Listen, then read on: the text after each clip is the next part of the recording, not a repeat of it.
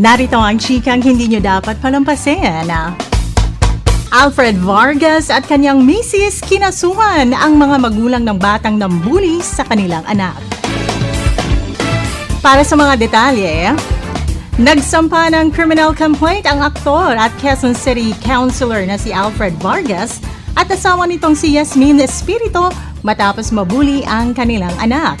Formal na naghain ng reklamong mag-asawa kahapon na April 13 laban sa mga magulang ng isang menor de edad na nambuli sa kanilang anak during swimming activities.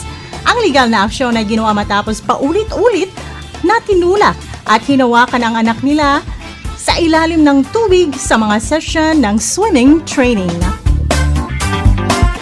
At yan na lang muna ang ating chika ngayon. Ako si Apple Dale sa 105.9 Wild FM. Hala, pag-wild! Wild!